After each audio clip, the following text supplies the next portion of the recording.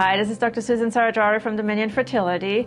Thanks for joining me here today. I just wanted to talk a few minutes about the dreaded 2-week wait, which is basically a 2-week time from the time a patient has an embryo transfer or an insemination until they come back here to do a pregnancy test.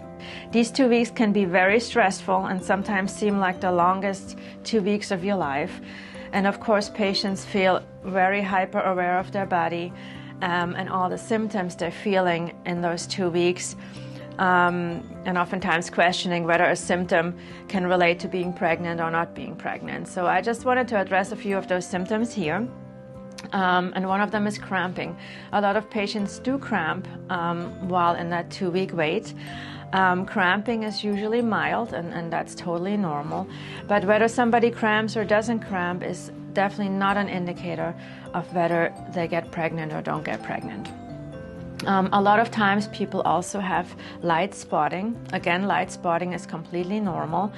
When somebody spots about a week after an embryo transfer, sometimes this is thought as maybe being implantation spotting.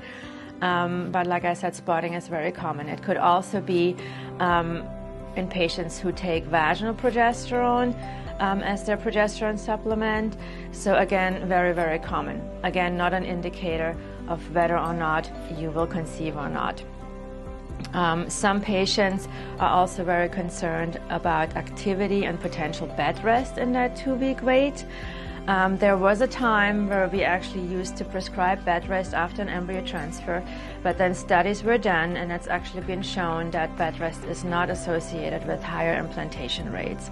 So after an embryo transfer, you can get right up and do your regular activity, and implantation rates are not decreased. A lot of times patients also have pregnancy-like symptoms. For example, they complain about nausea, fatigue, or breast tenderness. Again, that is very, very common.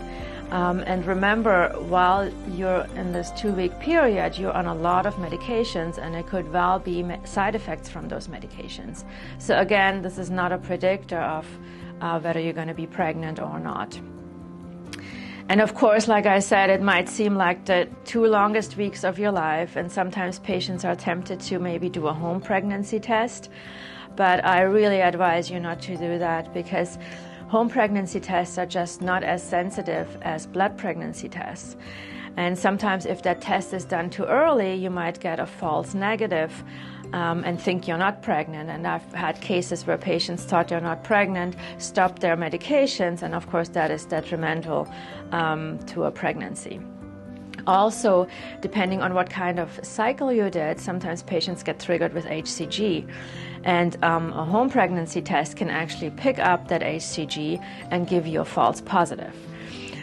So even though I know it's a long wait, those 2 weeks, I would definitely recommend though waiting and then coming back for the blood pregnancy test, to make sure you're pregnant. Other factors that patients are oftentimes worried about is, of course, stress. IVF in itself is obviously very stressful. And like I said, that 2-week wait is extremely stressful. But the good news is that in studies, stress has not been associated with decreased implantation rates. Try and relax in those 2 weeks. Take that time for yourself. Eat well, rest, keep well hydrated, and then come back for hopefully a very successful pregnancy test. All right, it's Dr. Susan Sarajari from Dominion Fertility. Thank you for joining me here today. Dominion Fertility, making miracles happen, one family at a time.